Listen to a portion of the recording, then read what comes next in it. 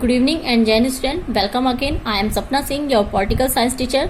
Now today we discuss about class 8 chapter 6 understanding our criminal justice system. In previous video we discussed about police investigation work. Now in this video we discuss about what is the role of the public prosecutor. The role of the public prosecutor begins when the police has conducted the investigation and filled the charge sheet in the court. जब police की investigation complete होती है उसके बाद work start होता है public prosecutor यानी सरकारी जो वकील होता है उसका वर्क स्टार्ट होता है और वो क्या करता है जो भी चार्जशीट दाखिल की गई है उसके बारे में पूरी इंफॉर्मेशन लेता है and the prosecutor duty to act impartially and present the full and material facts, witness and evidence before the court of the enable the court to decide the case.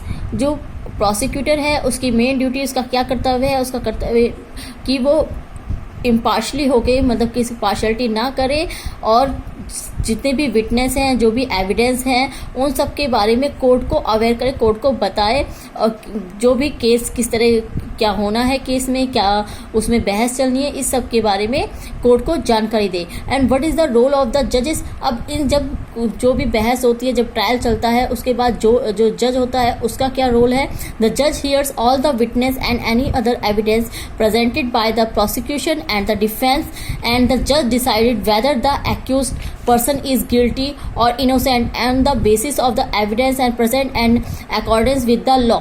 जज का मेन वर्क है witness को सुनना, evidence को देखना, उसके बाद जो प्रोसिक्यूशन है जो ट्रायल चल रहा है उसके बारे में एंड डिफेंस के जो लॉयर है उनको पूरी अच्छी तरह से सुनना और सभी एविडेंस को देखना. एंड द जज decided whether the accuse person is guilty. अगर जज फिर डिसाइड करता है कि जिस बंदे को गिरफ्तार किया गया है, अरेस्ट किया गया है, वो क्रिमिनल है, गिल्टी है या इनोसेंट है on the basis of the evidence present and the accordance with the law. उसके बाद लॉ के अकॉर्डिंग उसको प्रिजन करी जाती है या उस पर फाइन लगाया जाता है. And he may send the person to jail और इम्पोज अ फाइन और both depending on what the law prescribe.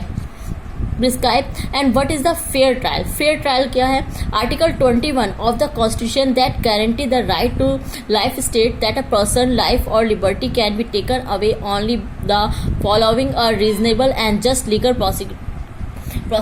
Article 21 के में दिया गया है कि जो हमारा राइट है, फंडामेंटल राइट है, उसके अकॉर्डिंग हमें जीने का पूरी तरह से अधिकार है. हम आज़ादी को कोई भी छीन नहीं सकता. अगर कोई ऐसा करता है तो वो एक तरह का क्राइम है. यानी जब भी हम पे ट्रायल चलाया जाता है कि हमारे जो राइट्स हैं उनको छीना नहीं जा सकता. हमें पूरी तरह से एक इंडिपेंडेंट, एक फ्रीडम लाइफ जीने का पूरा अधिकार है. And is essential element of fair trial. The trial should be held in open court. The public view. जो ट्रायल चलता है, जो बहस होती है वो ओपन कोर्ट में होगी और the trial should be held in the presence of the accuse. जो भी एक्यूज्ड है, जिसको भी अपराधी माना गया है, उसके सामने होगी, उसकी प्रेजेंस में होगी. The accuse must be defended by a lawyer. और एक्यूज को अपने आप को डिफेंड कर सकता है अपने लॉयर के द्वारा. And defence lawyer must have opportunity to cross examine all the prosecutor. Witness also have an opportunity to present witness in accuse defence. और जो डिफेंस लॉयर है उसके पास अपॉर्चुनिटी है कि वो क्रॉस एग्जामिन कर सकता है जो भी विटनेस दिए गए हैं पब्लिक प्रोसिक्यूटर के द्वारा और जितने भी प्रेजेंट विटनेस हैं उनसे क्वेश्चन पुट अप कर सकता है. And it was the responsibility of the prosecution to prove beyond reasonable doubt to accused was guilty. और जो भी प्रूफ रखे गए हैं, जो भी डाउट्स हैं उनको क्लियर करना और प्रूफ करना कि एक्यूज्ड जो है वो अपराधी है, वो क्रिमिनल है. एंड द जज शुड डिसाइड. उसके बाद जज का वर्क है. द जज should decide the matter only on the basis of the evidence and before the court she must remain impartial.